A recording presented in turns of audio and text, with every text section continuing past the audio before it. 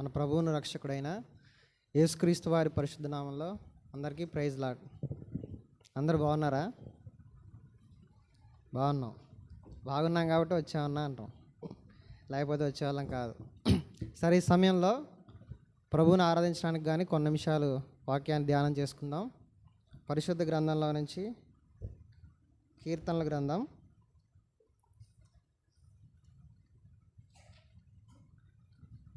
100వ కీర్తన. 100వ కీర్తనని మనం మార్చి చదువుకుందాం. 100వ కీర్తన 100వ కీర్తనని మనం ఉత్తర ప్రత్యుత్తరంగా మార్చి చదువుకుంటాం.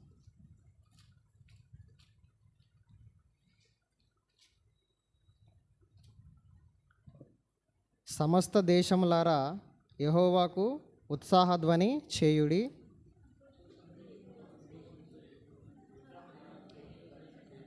యెహోవాయే దేవుడని తెలుసుకొనుడి. ఆయనే మనలను పుట్టించెను. మనము ఆయన వారము, మనము ఆయన ప్రజలము, ఆయన మేపు గొర్రెలము.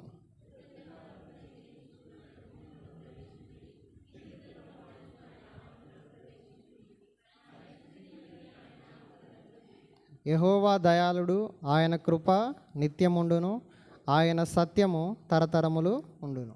మరొక మాటను ధ్యానించుకుందాం. 22వ కీర్తన 5వ వచనాన్ని ధ్యానించుకుందాం, చదువుకుందాం. 22వ కీర్తన 5వ వచనం అందరం కలిసి చదువుదాం. వారు నీకు మొర్రపెట్టి విడుదల నొందిరి, నీ యందు నమ్మిక ఉంచి సిగ్గుపడక పోయిరి.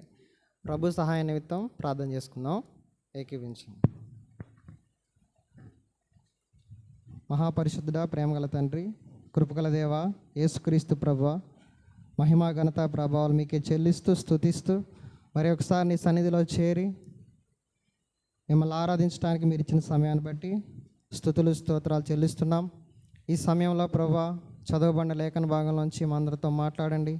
మీరు ఎంత గొప్ప దేవుడో తెలుసుకోవడానికి మా మనోనేత్రం తెరవండి దేవా. ఈ సమయంలో నీ మాటలు బోధించడానికి ఏమాత్రము అనుభవం, వయసు, ఆయన తండ్రి జ్ఞానము లేనప్పటికీ నాయన ఇటు కృపకు నన్ను పాతునిగా చేసినందుకు మిమ్మల్ని ఎంతగానో ఆయన తండ్రి స్తుతిస్తూ ఆరాధిస్తూ మీ పరిశుద్ధాత్మ సహాయంను కోరుకుంటూ ఆయన తండ్రి ఆ సమయంలో మీరు ఏం మాట్లాడవలసిందో నేనే మీకు బోధిస్తానని వాగ్దానం చేసిన ప్రభువా, మీరే మాతో ఉండమని మేమందరము మీరు ఎటువంటి దేవుడో తెలుసుకొని మిమ్మల్ని ఆరాధించే కృప మాకు దయచేయమని మహిమా ఘనత ప్రభావాలు మీకే చెల్లిస్తూ యేసుక్రీస్తు వారి పరిశుద్ధ నామంలో అడిగి వేడుకొని ప్రార్థన చేస్తున్నాం తండ్రి, ఆమేన్.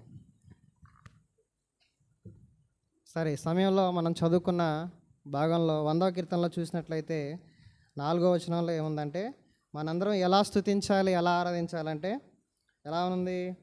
కృతజ్ఞతార్పణలు చెల్లించు ఆయన గుమ్మముల్లో ప్రవేశించుడి, కీర్తనలు పాడుచు ఆయన ఆవరణంలో ప్రవేశించుడి, ఆయన స్తుతించుడి, ఆయన నామమును ఘనపరచుడి.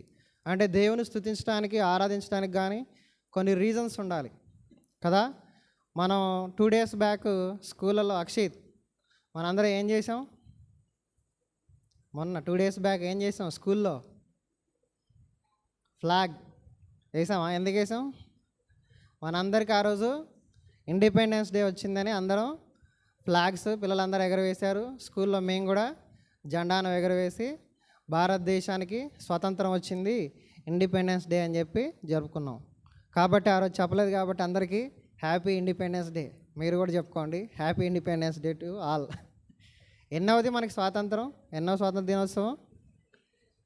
78th 78వ స్వాతంత్ర దినోత్సవ శుభాకాంక్షలు చెప్పుకున్నాం. అంటే ఒక రీజన్ అదే. మన స్కూల్లో కొంతమంది పిల్లలకి, చిన్న పిల్లలు ఏమంటారు? అరే మీరు రేపు స్కూల్కి ఎందుకు రావాలరా అంటే రేపు చాక్లెట్లు ఇస్తారు, రేపు బిస్కెట్లు ఇస్తారు. మా పిల్లలకి అదే చెప్పా స్కూల్లో, ఒరే నాయన మిమ్మల్ని ఎవరైనా పేరెంట్స్ అడిగినట్లయితే రేపు స్కూల్కి ఎందుకు వెళ్ళాలంటే చాక్లెట్ల కోసం, రేపు స్కూల్కి ఎందుకు వెళ్ళాలంటే బిస్కెట్లు పంచుతారు. ఇది కాదురా చెప్పేది, మనకి స్వాతంత్రం వచ్చింది. ఇంతకుముందు మనం బ్రిటిష్ వారి చేతిలో బందీలుగా ఉన్నాం, విడిపింపబడ్డాం, స్వతంత్రించబడ్డాం, మన సొంతంగా పరిపాలించుకుంటున్నాం. అది ఎప్పుడు జరిగిందంటే ఆగస్టు 15వ తారీఖు. కాకపోతే సంవత్సరం ఎప్పుడు? 1947, ఇప్పుడు కాదు 77 ఏళ్ల క్రితం జరిగిన సంగతి. ఇది చెప్పాలా అంటే సరే సార్ అన్నారు. తెలియనప్పుడు అంటే మనకి ఎందుకు జెండా ఎగరవేస్తున్నామో తెలియనప్పుడు మనం కాన్ఫిడెంట్గా ఎగరవేయలేం. అంటే ఆ రీజన్ తెలియాలి. అలాగే ఇక్కడ కూడా మనం ఎందుకు కృతజ్ఞత చెల్లించాలి, ఎందుకు మనం కీర్తనలు పాడుచు ఆలయంలో ప్రవేశించాలి, ఎందుకు ఆయన్నే స్తుతించాలంటే మనకు కొన్ని కారణాలు అనేవి తెలియాలి. మనం చదువుకున్న 22వ కీర్తన 5వ వచనంలో ఏముంది? 22వ కీర్తన 5వ వచనంలో వారు నీకు మొర్రపెట్టి విడుదల నొందిరి, నీ యందు నమ్మిక ఉంచి సిగ్గుపడకపోయిరి. వారందరూ అంటే ఇశ్రాయేలీలందరూ అంట యేసు ప్రభువునందు నమ్మిక ఉంచి విడుదల పొందారు. విడుదల పొందారు. విడుదల మీన్స్ ఇండిపెండెన్స్ డే, లేదా బయటికి రావటం, లేదా స్వాతంత్రమే అందాం. వాళ్ళు స్వతంత్రాన్ని పొందారు. అప్పటిదాకా వాళ్ళు ఎవరి చెరలో ఉన్నారు? అంతే కదా, ఐగుప్తు దేశంలో ఫరో రాజుల చేతిలో చెరలో ఉన్న వాళ్ళందరూ విడుదల పొందారంట. విడుదల పొంది సొంతంగా ఒక దేశాన్ని దేవుడిచ్చాడు, కానాను దేశానికి ప్రయాణమయ్యారు, అక్కడికి వచ్చారు. యాజ్ ఇట్ ఈజ్గా మన భారతదేశం కూడా బ్రిటిష్ వారి చెరలో నుంచి 1947లో విడుదల పొందింది, స్వాతంత్రాన్ని పొందింది. కాబట్టి మనల్ని దేవుడు దేని నుంచి విడుదల పొందించాడు, ఎలా మనకి స్వాతంత్రం ఇచ్చాడు, ఏ అంశం మీద మనం విడుదల పొందామనే కారణాలు ఈ ఉదయకాల సమయం చూద్దాం. కొన్ని కారణాలు చూసి అంటే దేవుడు దేనిలో నుంచి మనల్ని విడుదల కలిగించాడు, దేనిలోంచి స్వాతంత్రాన్ని ఇచ్చాడు. ఇంతకుముందు మనం దేంట్లో ఉండిపోయాం, తర్వాత దేంట్లోంచి రిలీజ్ అయినాం అనే అంశాలను మనం ధ్యానం చేద్దాం. అందుకనే అంటాడు కదా 146వ కీర్తనలో చూసినట్లయితే 146వ కీర్తన 7వ వచనంలో ఆయన ఎలాంటి దేవుడు అంటే న్యాయం తీర్చును, ఆహారము దయచేయును, యెహోవా బంధింపబడిన వారిని విడుదల చేయను. ఎవరైతే జైల్లో ఉన్నారో వాళ్ళని రిలీజ్ చేస్తాడంట. ఎవరైతే దేంట్లో ఇరుక్కుపోయారో దాని నుంచి బయటకు తీస్తారంట. నిన్ననే ఒక దగ్గర చూసా, మేబీ నిన్నే న్యూస్, ఎక్కడ భద్రాచలంలో హరిత హోటల్ ఉంటుంది అన్న వాళ్ళకి కూడా తెలుసు. హరిత హోటల్లో లిఫ్ట్లో ఒక ఆయన ఇరుక్కుపోయాడంట. ఇరుక్కుపోయి వైర్ దిగిపోయి దాంట్లో బంధింపబడి వైర్ దిగిపోయింది, కింద పడిపోయాడు. ఆయన కాలో చేయి ఇరిగిపోయిందంట, ఫ్రాక్చర్ అయిందంట. ఒక 2 years బ్యాక్ ఒక ఆమె అలాగే పడిపోయి చనిపోయిందంట కూడా లిఫ్ట్లో. అంటే బంధింపబడ్డారు. విడుదల చేయడానికి ఎవరు ఆ టైంలో దగ్గర లేరు కాబట్టి ఆ మరణం చెందింది, ఈయనకి గాయమైంది. మనకైతే ఎవరున్నారు? యేసు ప్రభు ఉన్నాడు. అంటే అదేగా చెప్తున్నా ఆయన, యెహోవా బంధింపబడిన వారిని ఆయన విడుదల చేసేవాడు. మీరు కూడా చూడండి, సువార్తలు అనేక సార్లు యేసు ప్రభు గ్రామాలకు సువార్త చెప్పడానికి వెళ్తున్నప్పుడు చాలామంది రోగులు వచ్చారు, చాలామంది దయాలు పట్టిన వాళ్ళు వచ్చారు. దేవుడు వాళ్ళందరిని ఏం చేశాడు? విడిపించుకుంటా, బాగు చేసుకుంటా వెళ్తూ ఉన్నాడు. చూడండి, మార్కు సువార్త 5వ అధ్యాయంలో మనకి సేన అనే దయాలు పెట్టిన వాడు ఉన్నాడు కదా. చూడండి, మార్కు సువార్త 5వ అధ్యాయంలో ఉంటుంది, 2వ వచనం 3వ వచనం. ఆయన బంధింపబడి ఉంటాడంట. మార్కు సువార్త 5వ అధ్యాయం చదవండి అక్క. సంఖ్యలతోనైనా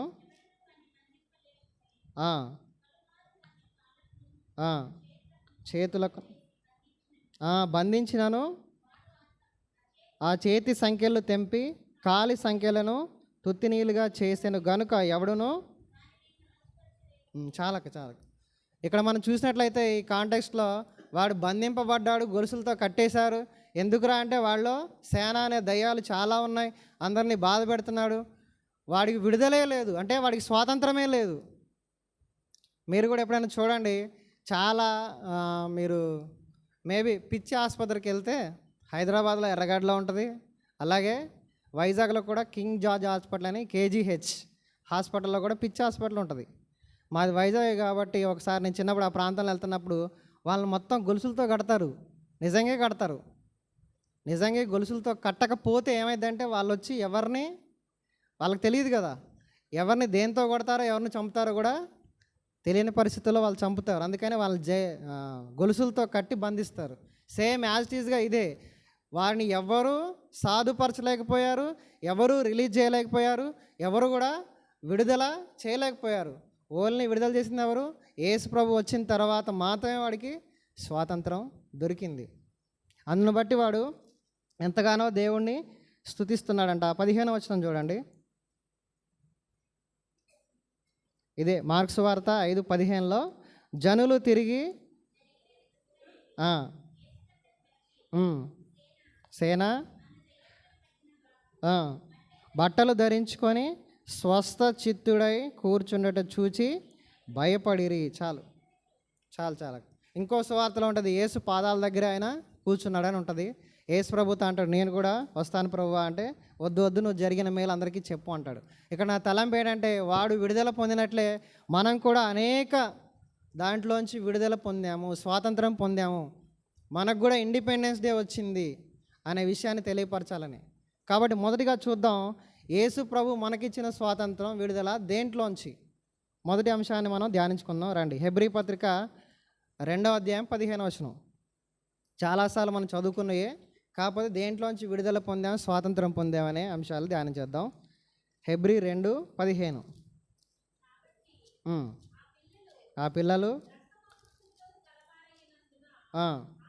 ఆ ప్రకారమే మరణం యొక్క బలము గల వానిని, అనగా అపవాదిని మరణము ద్వారా నశింపజేయుటకును, జీవితకాలమంతయు మరణ భయము చేత దాస్యమునకు లోబడిన వారిని విడిపించుటకును ఆయన కూడా రక్త మాంసంలో పాలివాడైను. ఇప్పుడు చెప్పండి, మనం దేంట్లో ఉన్నామంటే ఇంతకుముందు జీవితకాలం అంతా మరణ భయము చేత దాస్యమునకు లోబడిన వారం. మనంతా ఎవరు అంటే, మనందరికీ ఇండిపెండెన్స్ డే ఉందా? లేదు. జీవితకాలం అంతా కూడా మనకి చావంటే భయం. అమ్మో ఎప్పుడు చచ్చిపోతానో, ఎప్పుడు ఏం జరిగిద్దో, చావు మీద భయము ఎప్పుడు బాగా కలిగిందంటే 2022లో ఏ నెల? ఫిబ్రవరి, మార్చా? కరోనా స్టార్ట్ అయిన దగ్గర నుంచి బాగా విపరీతమైన చావు భయం కలిగింది. ఆ సందర్భంలో మనం చాలా వీడియోలు చూసాం కదా. ఒక ఆమె వచ్చి కోట్ల రూపాయలు ఉన్నాయి, కరోనాతో వాళ్ళ భర్తనో కొడుకునో బతికించలేకపోయింది. మేబీ ముంబైలో హాస్పిటల్ డబ్బులని ఇసిరేసిందామా. ఈ డబ్బులని నాకు ఎందుకు, ఇక నా డబ్బులు నన్ను నా కొడుకుని బతికించలేకపోయినాయి, వేస్ట్ అని చెప్పి 2,000 రూపాయలు కట్టలు అవి ఇస్త్రీ పడేసింది హాస్పిటల్లో. ఆ వీడియోలు కూడా అప్పట్లో వచ్చినాయి. ఏది బతికించలేకపోయింది. మరణ భయం చేత మనుషులందరూ కూడా, మనమందరం కూడా ఎప్పుడు భయపడతా ఉంటాం, ఎప్పుడు చచ్చిపోతాం, ఏంటో ఏమైద్దో. అందుకే స్టార్ హెల్త్ ఇన్సూరెన్స్ అని, ఎల్ఐసి ఇన్సూరెన్స్ తీసుకోండి అని ప్రతి ఒక్కరు ఫోన్ చేస్తూ ఉంటాడు మనకి. ఎప్పుడు ఏమైద్దో తెలియదు కదా. మరణ భయం చేత మనందరం కూడా భయపడుతూ ఉంటామంట, దానికి లోబడి ఉన్నామంట, దాని చేత మనం పీడింపబడి బంధింపబడి ఉన్నాం. దాంట్లో నుంచి దేవుడు మనకి స్వాతంత్రాన్ని ఇచ్చాడు. మొదటిగా దాంట్లో నుంచి దేవుడు విడుదల కలిగించాడు. కాబట్టి మనం దేవుడిని ఆరాధించాలి. మరి చావు అంటే మనకే భయం అంటే కాదు కాదు. పరిశుద్ధ గ్రంథంలో పరిశుద్ధులకు కూడా భయమే అంట. చూడండి 55వ కీర్తన, దావీదుకు కూడా భయమే అంట. అందుకే ఆయన ప్రార్థన చేస్తూ ఉంటాడు. 55వ కీర్తన 4వ వచనం.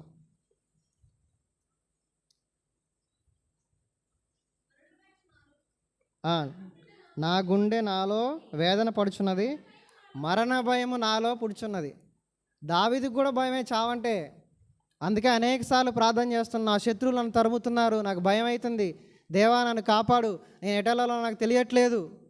మరణ భయము చేత దావీదు కూడా బంధింపబడి ఉన్నాడు.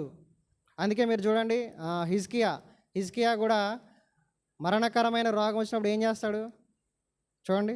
యెషయా గ్రంథం 38 మొదటి వచనం.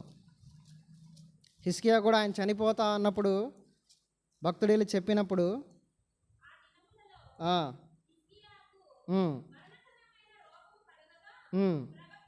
ప్రవక్తయు ఆమోజు కుమారుడైన యెషయా అతని యొద్దకు వచ్చి, మరణమవుచున్నావు, బ్రతుకవు గనక నీవు నీ ఇల్లు చక్కబెట్టుకోమని.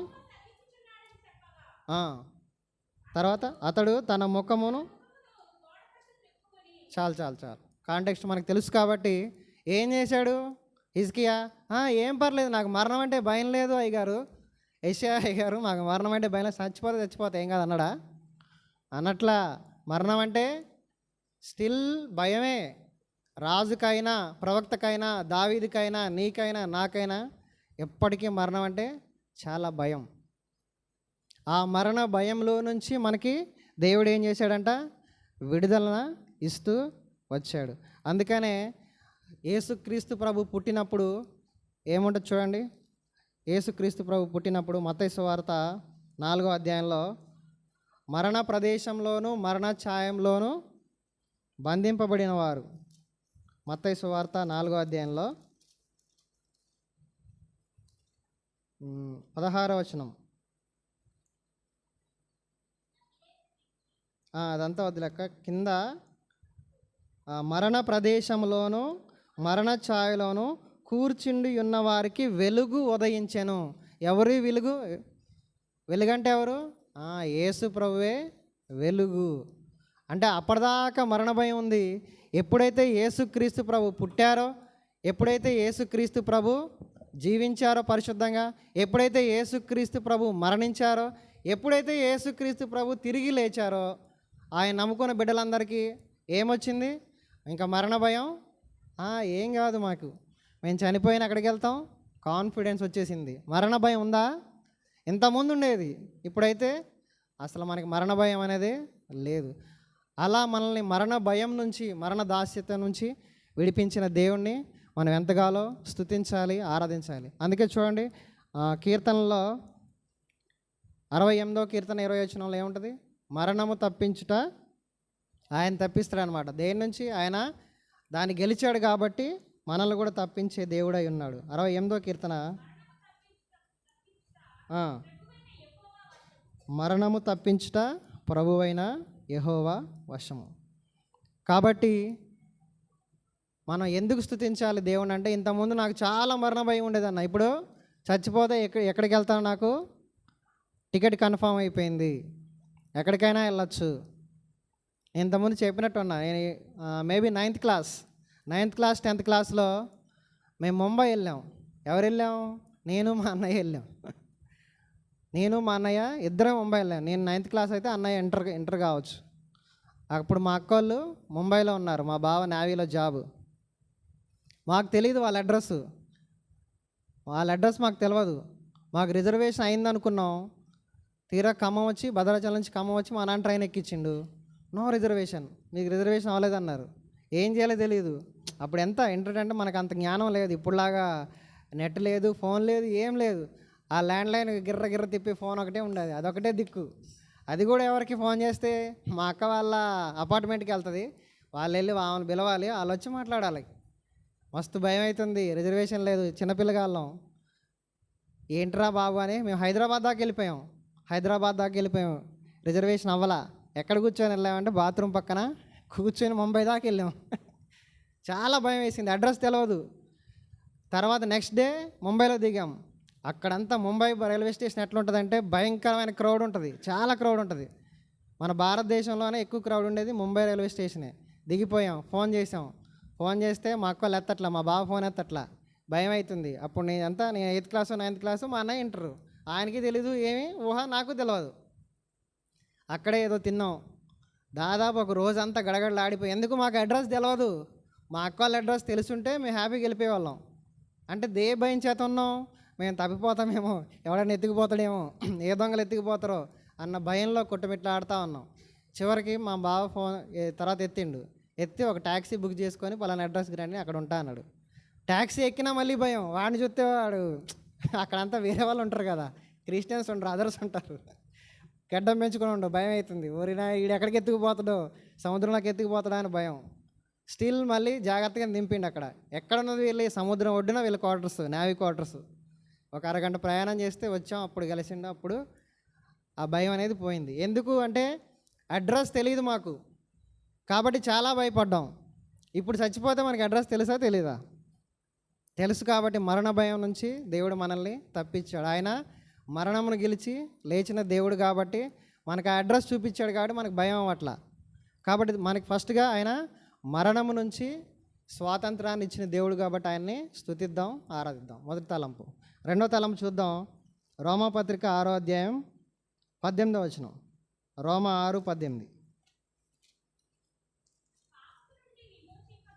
ఉమ్, ఉమ్. చాలు. పాపము నుండి విమోచింపబడి నీతికి దాసులైరి ఇందుకు దేవునికి స్తోత్రం చెల్లించాలి. ఎందుకు చెల్లించాలంటే ఇంతకుముందు మనం దేంట్లో ఉన్నామంట? ఇంతకుముందు పాపంలో ఉన్నామంట. ఇప్పుడు మనం దేవుడు మనల్ని ఏం చేశాడు? నీతిమంతులుగా చేశాడు. కాబట్టి ఇందుకు స్తోత్రం. ఇంతకుముందు పాపంలో బంధింపబడి ఉన్నాం. అప్పుడు ఇండిపెండెన్స్ డే లేదు. ఎప్పుడు చూసినా మనం పాపంలోనే జీవించేవాళ్ళం. ఎప్పుడు చూసినా పాపం తలంపులోనే జీవించేవాళ్ళం.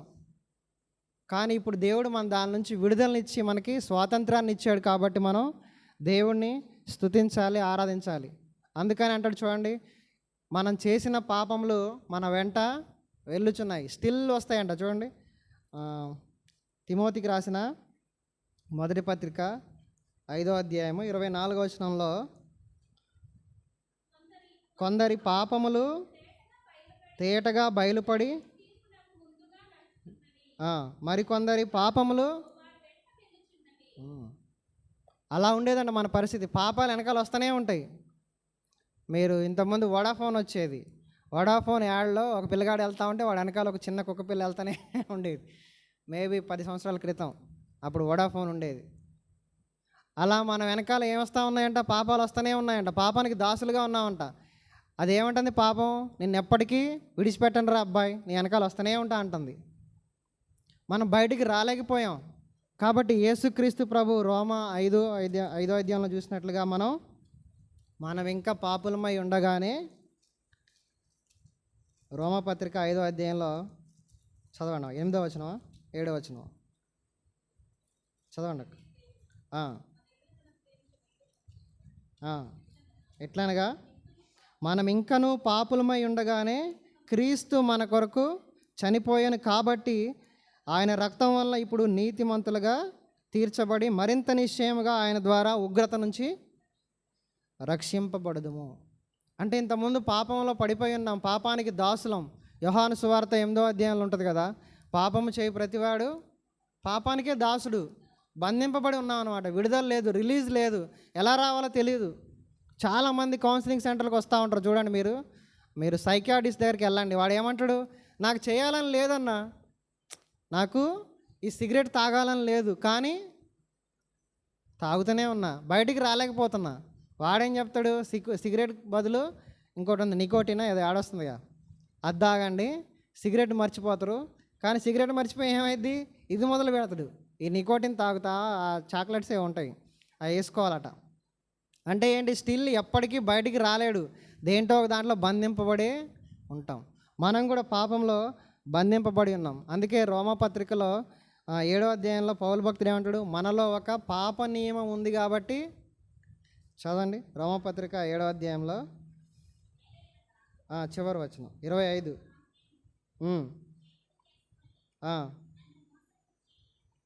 7వ అధ్యాయం చివరి వచనం ఒక, మన ప్రభు అయిన యేసుక్రీస్తు ద్వారా కాగా మనస్సు విషయంలో దైవ నియమమునకు, శరీర విషయంలో పాప నియమమునకు దాసున్నాయి. మనం పాప నియమంలో ఉంటాం, స్టిల్ ఇప్పటికి కూడా ఉంటామంట. దీని నుంచి దేవుడు విడుదల కలిగించాడు. ఎట్లా అంటే పరిశుద్ధాత్మ ద్వారా. గలతీ పత్రికలో ఉంటుంది కదా, గలతీ పత్రిక 5వ అధ్యాయంలో, గలతీ పత్రిక అంటే శరీర కార్యాలను మనం ఎట్లా అనచవచ్చు అంటే 16వ వచనం, నేను చెప్పినది ఏమనగా ఆత్మానుసారముగా నడుచుకొనిడి, అప్పుడు మీరు శరీరేచ్ఛను నెరవేర్చరు. పూర్తిగా ఆత్మానుసారంలా వస్తేనే మన శరీరాన్ని జయించగలం. పాప నియమం పోతుంది, పాపం నుంచి విడుదల కలిగిద్ది. ఇలాంటి విడుదల ఎవరి ద్వారా వచ్చిందంటే కేవలం యేసు ప్రభు ద్వారానే వచ్చింది. కాబట్టి రెండవదిగా దేవుడు మనల్ని పాపము నుంచి విడుదల కలిగించి మనకి స్వాతంత్రాన్ని ఇచ్చినందుకు దేవుని స్తుతిద్దాము, ఆరాధిద్దాము. మూడవదిగా చూద్దాం, యోహాను సువార్త 8వ అధ్యాయము 31వ వచనం, 32 కూడా. కాబట్టి యేసు, మీరు నా వాక్యమందు నిలిచిన వారైతే నిజముగా నాకు శిష్యులై ఉండి సత్యమును గ్రహించెదరు. అప్పుడు సత్యము మిమ్మును స్వతంత్రులుగా చేయునని చెప్పగా. చాలు. మూడవదిగా, ఇప్పటిదాకా మనం దేంట్లో ఉన్నామంటే అసత్యంలో ఉన్నాం. అసత్యంలో ఉన్న మనల్ని దేవుడు అసత్యంలో నుంచి విడుదల కలిగించి సత్యంలోకి నడిపించాడు. సత్యం అంటే ఎవరు? మళ్ళీ అక్కడ కూడా యోహాను సువార్త 14:6 ప్రకారం, నేనే మార్గమును సత్యమును జీవమును, ఆయనే సత్యం. అంటే మూడవదిగా మనల్ని అసత్యంలో నుంచి సత్యంలోనికి నడిపించిన దేవుడు. ఇంతకుముందు అసత్యంలో జీవించాం, ఇంతకుముందు అసత్యంలో ఉన్నాం. ఏంటన్నా అసత్యం? అసత్యం ఏంటంటే నేను చెప్తానండి. నాకు పేరు శ్రీనివాస్ అని ఎందుకు పెట్టారంటే, మా అమ్మోళ్ళు పలానా చోటుకి తీసుకెళ్ళారు నన్ను. ఎక్కడ? అనంతపూర్, చిత్తూరు దగ్గర. అక్కడ తీసుకెళ్ళి అక్కడ గుండు కొట్టి అక్కడ మొక్కొని నాకు ఆ పేరు పెట్టారంట.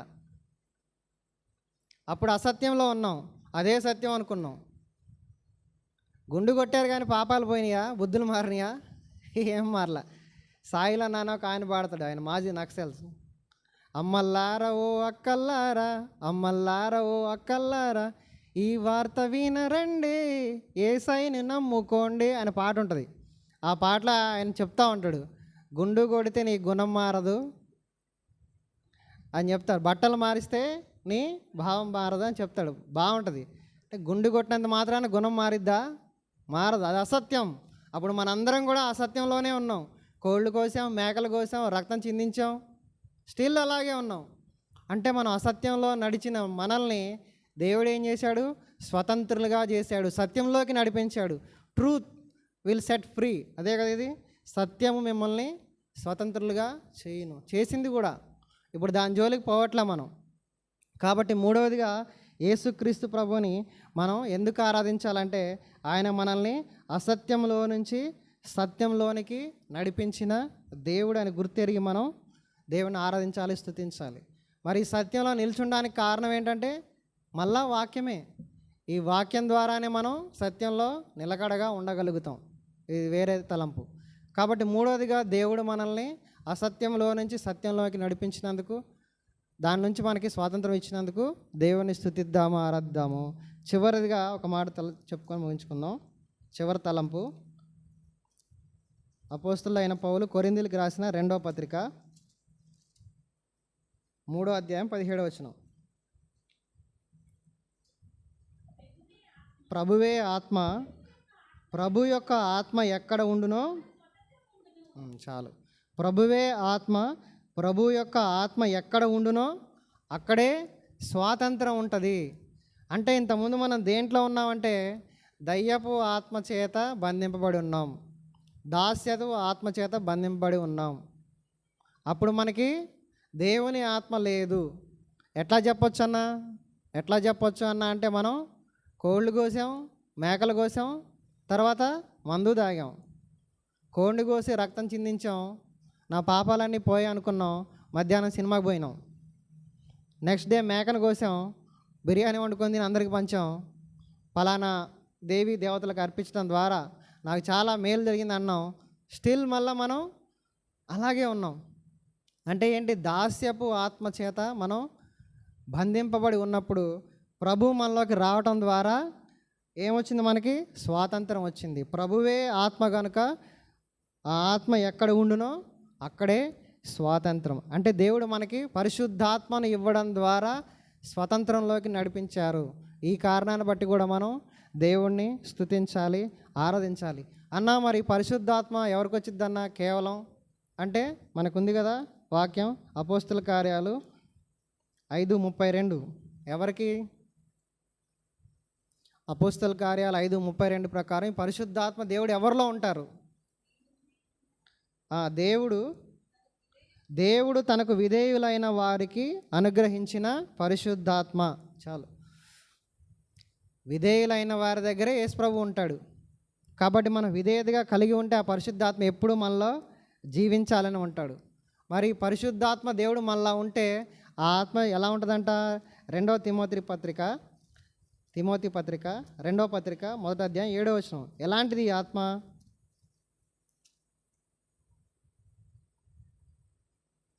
మొదటి అధ్యాయం 7వ వచనం, 2వ పత్రిక. దేవుడు మనకు శక్తియు, ప్రేమయు, ఇంద్రియ నిగ్రహము గల ఆత్మనే ఇచ్చాను కానీ పరిశుద్ధాత్మ మీలో ఉన్నప్పుడు సెల్ఫ్ కంట్రోల్ ఉంటుందంట, ఎనర్జీ ఉంటుందంట, లవ్ ఉంటుందంట, మన శరీరాన్ని బాడీని కంట్రోల్ చేసుకునే శక్తి ఉంటుందంట. అన్నా నా బాడీని కంట్రోల్ చేసుకోలేకపోతున్నా అంటే పరిశుద్ధాత్మ నీలో ఉన్నట్ట లేనట్ట? ఉన్నట్టే కానీ పని చేయనట్టు, ఉన్నట్టే కానీ పని చేయనట్టు. అదేంటన్నా అంటే అదంతే. ఇంట్లో లైట్ ఉందండి, ఏసీ ఉంది, అన్న చల్లగా లేదన్నా అంటే అరే ఆన్ చేయరా బాబు అంట. ముందు ఏం చేయాలి? స్విచ్ ఆన్ చేయాలి, దాంట్లోకి ఎనర్జీ రావాలి, అప్పుడు ఏసీలో చల్లగాలి బయటకు వచ్చిద్ది, చల్లగా ఉంటుంది. ఇంట్లో ఏసీ ఉంది కానీ ఆన్ చేయకపోవడం ఎవరి తప్పు? మందే. మనందరిలో దేవుడు పరిశుద్ధాత్మ ఇచ్చాడు కాబట్టి మనం ఇక్కడ దాకా రాగలిగాం, కానీ మనం దాన్ని ఎప్పుడు ఇన్యాక్టివ్లో ఉంచుతున్నాం కాబట్టి మనకి ఇటువంటి ఇంద్రియ నిగ్రహం కలగట్లేదు, ప్రేమను చూపించలేకపోవడం. దేనాటి కారణం అదే. కాబట్టి అలాంటి ఆత్మను దేవుడు ఇచ్చాడంట. కాబట్టి చివరిదిగా మనం ఎందుని బట్టి దేవుడిని ఆరాధించాలి, స్తుతించాలి అంటే ఆయన మనకి పరిశుద్ధాత్మని ఇచ్చాడు. తద్వారా దాస్యపు ఆత్మలో నుంచి మనం స్వాతంత్రాన్ని పొంది ఈ లోకాన్ని జయించగలుగుతున్నాం. దీన్ని బట్టి మనం దేవుని ఆరాధించాలి, స్తుతించాలి. ఈ ఆత్మ ఎలాంటిది ఇంకా క్లియర్గా మనం చూసినట్లయితే చూడండి, యెషయా గ్రంథం 11వ అధ్యాయంలో ఉంటుంది, 2వ వచనం.